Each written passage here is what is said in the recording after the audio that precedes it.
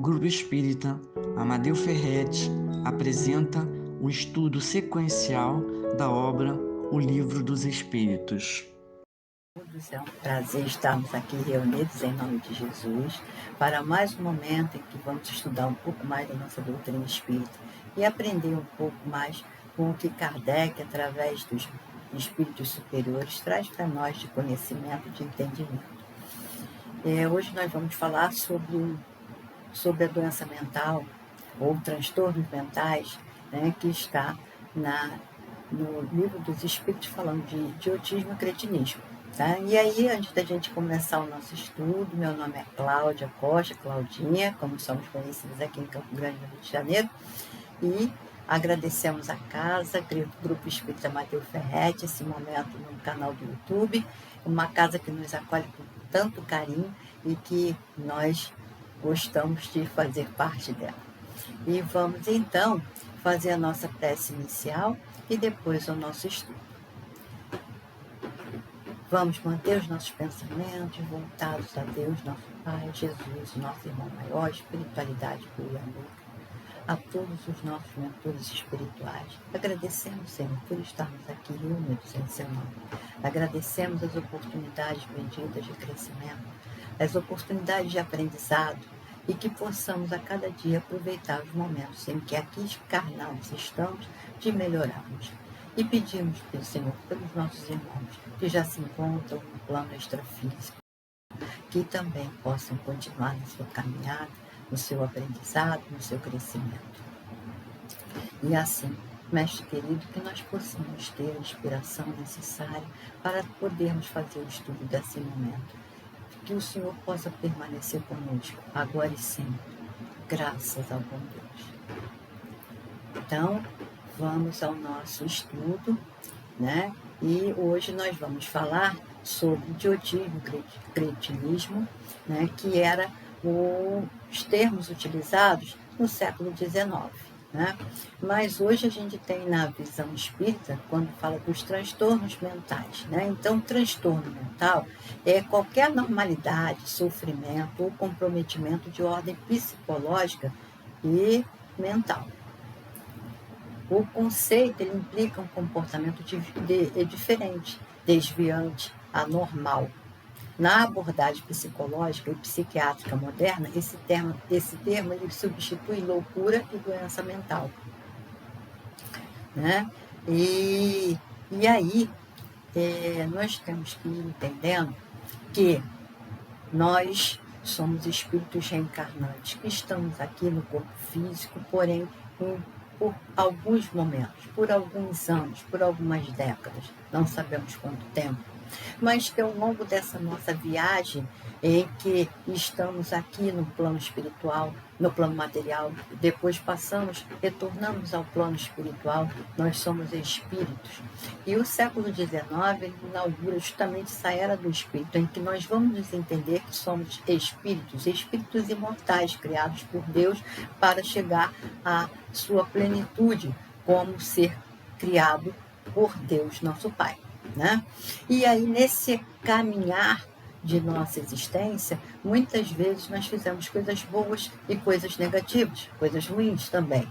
E ao longo dessa caminhada, nós vamos tendo que nós nos colocamos em uma situação difícil perante as leis de Deus, né? Porque nós acabamos não seguindo as leis divinas, acabamos tendo essa distonia com a nossa com as leis do nosso Pai, né? E as leis divinas, elas são leis equilibrantes. Então nós vamos precisar retornar e refazer essa caminhada e refazer essas situações criadas por nós mesmos. E a gente está falando isso por quê? Porque muitas vezes os transtornos mentais, as dificuldades, a doença mental, né? Aquelas situações que hoje nós vemos companheiros ou que nós podemos sofrer, né, essas dificuldades, elas têm origem profunda na consciência a partir dos nossos registros interexistenciais do espírito e representam as provas ou expiações decorrentes da lei de causa e efeito.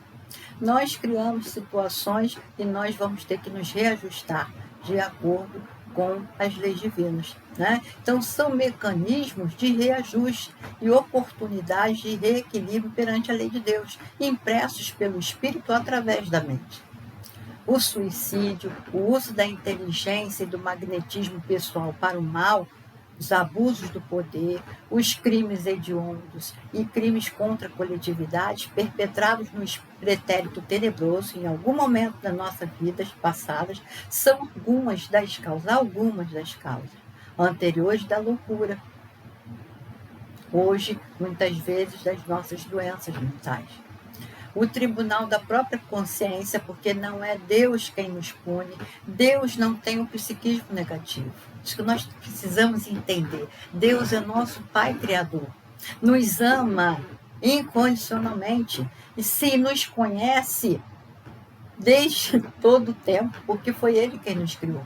Então Ele sabe, Ele conhece a cada um de nós e sabe que nós vamos modificar, nós vamos crescer, nós vamos evoluir, porque o mal é passageiro.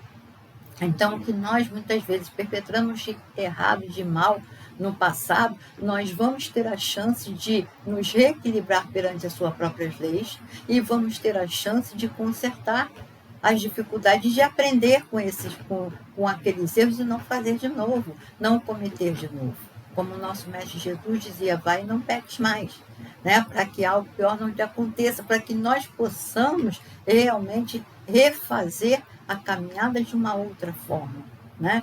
Então, muitas vezes, situações que nós vemos como algo muito dolorido, como algo muito difícil, é uma punição divina, como muitas vezes a gente pode achar que uma doença mental seja uma punição divina, para a gente entender que não é. Muitas vezes ali está a misericórdia divina atuando, para que nós possamos ter um momento de reflexão e de mudança, de operar em nós a nossa mudança, né? O tribunal, então, da nossa própria consciência ou então os mecanismos da lei alcançam o devedor, né? Aquele que deve a lei de Deus, aquele que infligiu as leis de Deus e imprime na nova instrução reencarnatória os fatores predisponentes para os transtornos mentais. Naturalmente, na dinâmica das causas atuais das aflições, é possível plasmar desequilíbrios profundos na mente a partir do mau uso do livre-arbítrio e colher ainda, na mesma existência, os transtornos mentais como sinalizadores da necessidade de mudança. Então, vai ser o nosso chamado para que nós possamos refazer a nossa caminhada, fazer de forma diferente, que nós façamos agora diferente, né? As alterações funcionais primárias do cérebro, catalogadas em nomenclatura específica, como transtornos de ansiedade, transtornos de humor, psicose, transtornos dissociativos, ainda que interpretados pela ciência da Terra como de origem hereditária ou desconhecida, representam os mecanismos da lei que alcançam o devedor, tendo como instrumento a reencarnação genética. E aqui a gente pode colocar outras tantas doenças mentais, né, como que a gente vê, né, situações que a gente vê ao longo da nossa caminhada. E aí a gente vê que muitos de nós podemos vir a passar por situações assim, ou nós podemos minorizar as nossas dificuldades de acordo com as nossas ações hoje. Então, muitas vezes, o companheiro que está passando pela situação de hoje está com um problema mental e grave, muitas vezes, né? Cerceado até de piorar a sua situação. Então, muitas vezes, nós estamos ali em uma situação em que não podemos, com dificuldades, né, de concatenar as ideias, de conseguir organizar as nossas ideias por causa das dificuldades, né, plasmadas por nós mesmos e que estavam escritas em nossa consciência que precisávamos refazer. Então, muitas vezes estamos no momento ali de uma reflexão daquelas situações que nós promovemos no nosso passado. E a nossa chance agora de ir com arrependimento, né, refazer esse nosso agir, né? As alterações orgânicas decorrentes de lesões neurológicas, isquêmicas, degenerativas, traumáticas, infecciosas, tóxicas ou neoplásicas, associadas aos transtornos mentais, também representam o escoadouro das imperfeições do espírito, a didática da dor que burila a pedra bruta da ignorância humana regida pela inexorável lei de ação e reação. Muitas vezes, quem tem hoje problemas mentais graves, né, com perda de massa encefálica, foi num acidente, ou uma infecção nas meninges e, de repente, causou aí uma dificuldade, né, de agora cerebral, enfim, que pode ter lesionado o cérebro, que não foi plasmado o corpo assim, mas que sofreu agora através de um acidente ou de uma doença. Então, isso tudo pode levar a hoje a gente sofrer essas dificuldades, sofrer essas situações agora, para que nós possamos aprender, né? A influência obsessiva também é outra forma de dificuldade que pode levar até a loucura, ou considerada antigamente como loucura. Dentro da doutrina espírita, nós sabemos que existem 3 causas, né, da obsessão. Ela pode ser a obsessão, né, a auto-obsessão, ou então a loucura pode ser por causas orgânicas, né, acidentais, etc, etc. Tá bom? De lesionamento cerebral. Então, aí a gente vê, e quando a gente fala de loucura, a gente fala no geral, né, de todas essas doenças psíquicas que a gente pode vir a ter. A influência obsessiva é capaz de manipular fluidos deletérios e desarticular os centros de força coronária e cerebral. Na ausência de resistência moral e pela sintonia ancorada na consciência de culpa, podem levar aos transtornos mentais, desde transtorno de ansiedade até estágios avançados de demência. Representam reencontro com o passado, na colheita de semeadura infeliz. Obsessão, né, é uma mente se impondo sobre outra mente. Muitas vezes é o algoz sobre a vítima. Hoje é a vítima, mas no passado nós podemos ter sido o algoz. E que não fomos perdoados, não alcançamos o perdão, né? E aqui agora o companheiro nos segue para conseguir, né, desarticular, né, as nossas atividades, conseguir impor suas vontades sobre nós. E aí, nós culpados, né, e é isso que vai fazer com que nós nos unimos, né, nós vamos ser unidos àquele que está hoje nos obsediando. A auto-obsessão, que é outra causa, tem como matriz mórbida a consciência de culpa e é capaz de minar as resistências mentais, desarticular o pensamento através do circuito fechado deletério que busca aplicar ao próprio espírito encarnado a corrigenda inadiável. Por outro lado, as enfermidades orgânicas mais graves, particularmente as neurológicas, por comprometerem o equilíbrio energético do ser integral, desarticulam a integridade vibracional dos centros de força perispirituais e podem abrir espaço ao agravamento ou à eclosão de processos obsessivos que podem culminar em loucura. Então, é imperioso a gente ressaltar que os processos obsessivos graves e prolongados podem culminar em lesões cerebrais correspondentes, algumas irreversíveis, porque eles mudam, né, o quimismo do cérebro. Tá? A obsessão, ela muda o quimismo do cérebro. Essa realidade, não raro, aumenta a complexidade e a gravidade do problema e implica em transferência de cura para outras oportunidades reencarnatórias.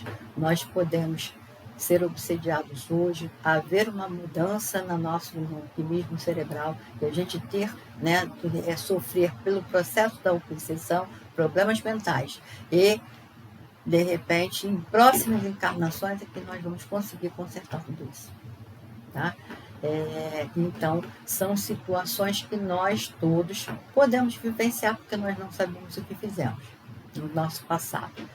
A preocupação com a loucura consta na codificação kardeciana, notadamente no século XVII, no capítulo 17 do Livro dos Médiuns. Esse estudo prossegue com a obra do Dr. Bezerra de Menezes, A Loucura sob um Novo Prisma, e encontra um campo valiosíssimo de observação na obra do Dr. Inácio Ferreira, no Sanatório Espírita de Uberaba, condensada nos títulos Psiquiatria em Face da Reencarnação e Novos Rumos da Medicina 1 e 2. Então, já é estudado pela doutrina espírita esse tema. O mesmo tema é tratado de forma muito interessante pelo espírito Manuel Filomeno, em Loucura e Obsessão, pela psicografia de Valdo Franco, em algumas obras de André Luiz, como Libertação, Sexo e Destino, Ação e Reação, através das mãos abençoadas do Chico Xavier. Então, o problema grave e de amplitude crescente nos momentos de transição do planeta continua sendo estudado por incontáveis trabalhadores dos dois lados da vida. Não obstante, então, essas variadas abordagens históricas sobre a origem da loucura, desde o modelo mítico, religioso, influência do sobrenatural, passando pela interpretação organicista, a causa reside em um órgão do corpo doente, e alcançando a visão psicológica, desequilíbrio das emoções, a causa profunda está inserida onde? No espírito imortal, Porque é o espírito que sente, é o espírito que gravou e o espírito que agora plasma, numa nova etapa reencarnatória, um corpo com as deficiências necessárias para o seu burilamento, para o seu aprendizado. E nós não precisamos ficar tristes nem derrotados, porque tudo isso são momentos. É um aprendizado e que nós estamos aqui para isso mesmo. Nessa viagem que nós empreendemos para o nosso curso de aprendizado, de crescimento, nós estamos aí passando por diversas situações. Neste sentido, a proposta terapêutica integral soma todos os esforços das diferentes áreas do conhecimento humano, como a psiquiatria, a neurologia, a psicologia, a terapia ocupacional, a enfermagem, o serviço social e o tratamento espiritual.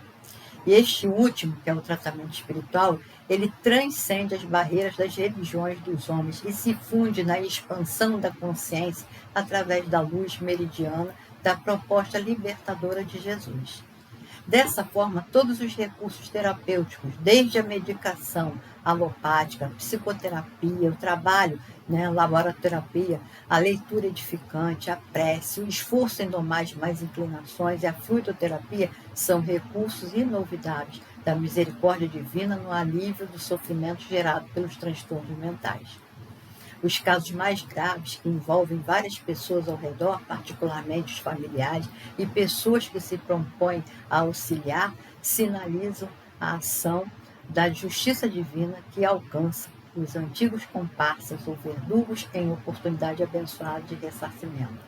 A compreensão dessa origem profunda do problema é a base da paciência que deve nortear toda a relação com o portador do transtorno mental. Nós não nascemos na família que é ao acaso, nascemos onde é necessidade. Se recebemos um filho, um pai, uma mãe, enfim, um irmão com essas dificuldades, ou nós somos portadores hoje dessa dificuldade, não é nada ao acaso. Tudo acontece porque nós nos encaminhamos para isso. E hoje é oportunidade de refazimento, É oportunidade de reflexão, para aquele que se encontra nessa situação, é um momento de reflexão e de parada, para não se comprometer mais ainda. Muitas vezes nós vamos num afã de vencer a qualquer preço, que derrubamos quem estiver no nosso caminho. E muitas vezes, no que nós derrubamos os outros no nosso caminho, nós estamos plasmando um momento que nós vamos ter que parar. E as leis divinas vão nos dar esse cercear por um tempo, para que nós não façamos mais mal do que nós estamos fazendo, para que a gente não prossiga nisso. para que a gente dê uma parada, mesmo que seja uma parada obrigatória. Né? Então, muitas vezes hoje estamos com um corpo que é um presídio para nós, sim, mas nós conhecemos a Fundação Vicente Moretti, né, companheiros que estão lá em situações muito difíceis para o nosso olhar materialista hoje, mas que provavelmente estão em situações de refazimento, de reflexão, e muitas vezes da misericórdia divina de poupá-los para não fazerem coisas piores. Então, esse olhar que a doutrina espírita passa para nós, né? Que a deficiência mental ou deficiência intelectual, né? Que nós vamos encontrar todas essas perguntas e respostas, né? Nas questões 371 até a 378, que vai nos colocar, né? Algumas questões, abrindo para nós outras portas.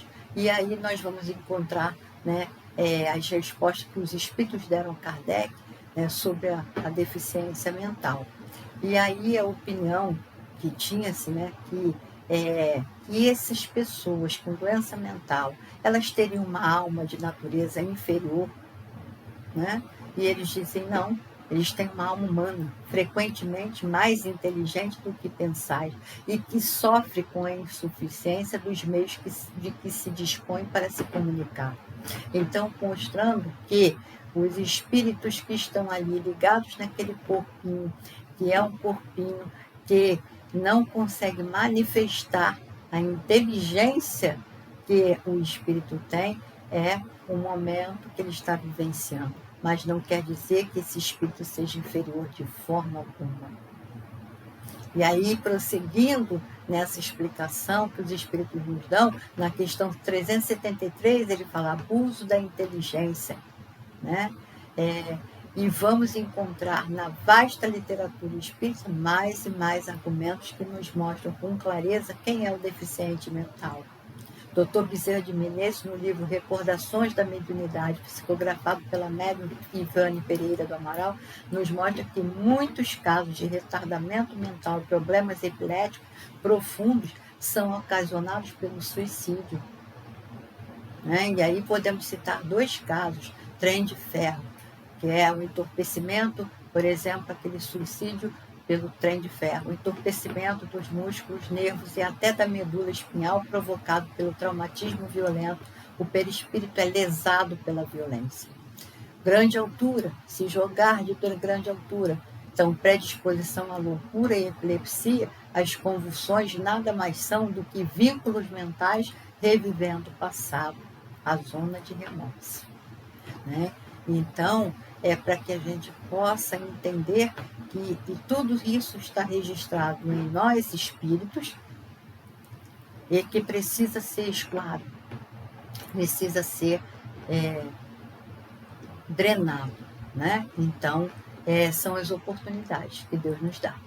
E sobre o remorso, André Luiz, no livro Evolução em 2 Mundos, nos fala sobre predisposições mórbidas, gerando anomalias muito grandes no corpo físico, e explica a recordação dessa ou daquela falta grave que ficam calcadas no espírito sem que tenha tido oportunidade de desabafo ou corrigenda, cria na mente um estado anormal que classificamos de zona de remorso, provocando distonias diversas de uma encarnação para outra.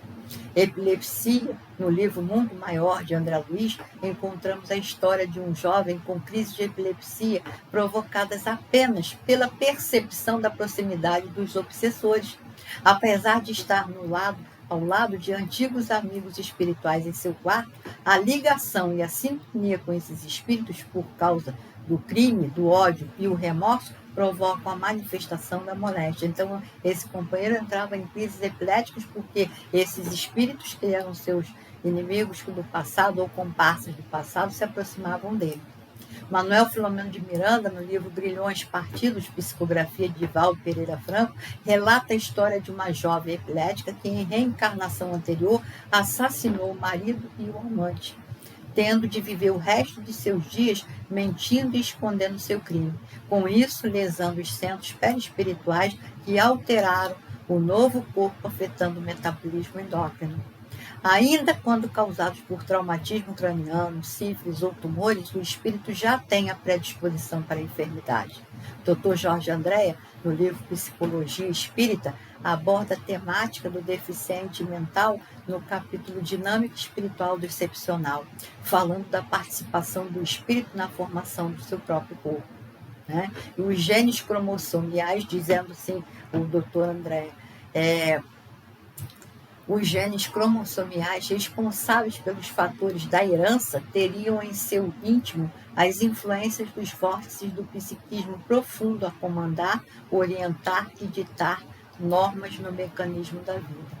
Essa colocação completa o que André Luiz nos mostra sobre as zonas de remorso. Então, somos nós que criamos aquelas situações, estão escritas em nós.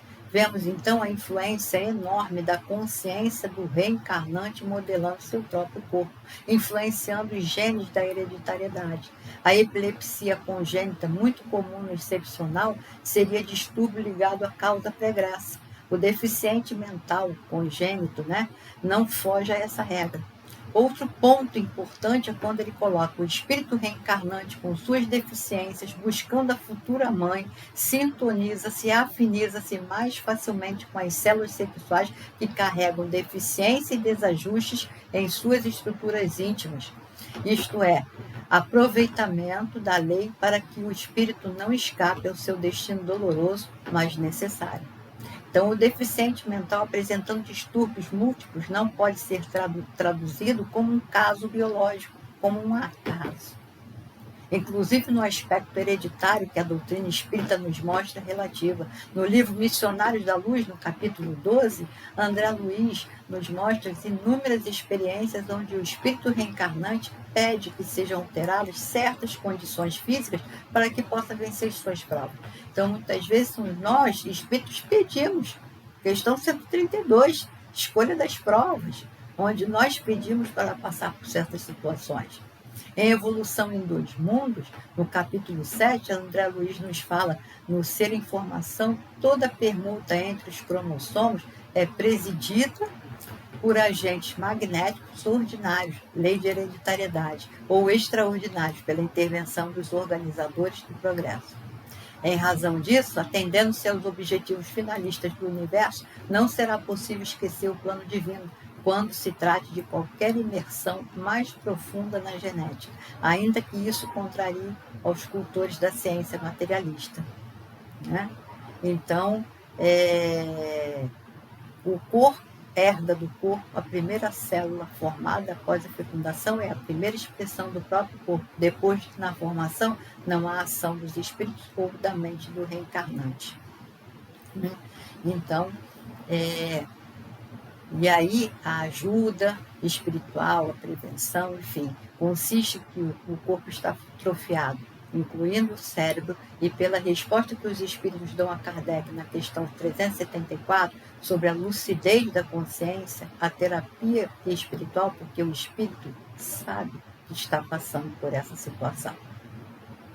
A terapia espiritual deve ser com vibrações, preces, palestras, pois ouvem e entendem o passe. E em alguns casos de maior rebeldia, esses passes são aplicados 2 ou 3 vezes na semana. E ainda a evangelização, aos que têm um pouco mais de entendimento. Então, e a terapia que nós devemos aplicar será essa, para que possamos prevenir, também são os estudos, a divulgação doutrinária, enfim, e a gente conseguir ir superando essas dificuldades gradativamente, e aproveitar cada momento, momentos em que nós estamos aqui encarnados, que nós possamos fazer o bem, que nós possamos cultivar o bem em nós, e possamos ajudar sempre o nosso semelhante, ajudando assim a nós mesmos. Porque tudo isso que nós vamos construindo, nós vamos somando a nossa economia moral. Todas as coisas boas e também as negativas. E isso faz com que, num futuro bem próximo ou mais para frente, nós vamos ter que passar pelas leis divinas, novamente nos reequilibrar perante as leis divinas. Então, que nós possamos aproveitar o momento que estamos vivenciando hoje, para que nós possamos evoluir, mas evoluir caminhando sempre para com o bem, né? Façamos esse esforço para que sejamos melhores e que também possamos ajudar os nossos amigos que estão passando por essa situação, por essas deficiências, por deficiência mental, né? Para que possamos ir melhorando a vida, a qualidade de vida de cada um deles, tá? Muita paz para todos, muito obrigada, que Jesus possa estar sempre conosco, hoje e sempre. Vamos fazer a nossa prece de encerramento, agradecendo por esses momentos em que estamos aqui reunidos, em nome de Deus, nosso Pai, em nome de Jesus, nosso Mestre maior. Jesus amigo, obrigada por tudo, obrigada por esses momentos que o Senhor nos oferece para que possamos acertar na nossa caminhada. Que nós possamos ser incluídos pelos bons espíritos, pelos amigos protetores, amigos espirituais, para que possamos fazer o melhor possível na nossa caminhada. E pedimos, Senhor, que envolva cada um de nós, que o seu amor, que seus fluidos salutares, benéficos, cheguem em cada canto do universo, envolvendo a cada um de nós, encarnados e desencarnados. E nós assim agradecemos que possamos estar em paz conosco mesmo e que possamos cumprir a sua lei de amor sempre em nossos corações, em nossas mentes e também em nossas ações. Obrigada, Senhor, por tudo. Graças a Deus. Muito obrigada, casa do Espírito Amadeu Ferretti, por esses momentos. Muito obrigada a todos. Fiquemos com Jesus hoje e sempre. Graças a Deus. Convidamos a todos para assistirem à nossa próxima palestra. Aguardamos vocês!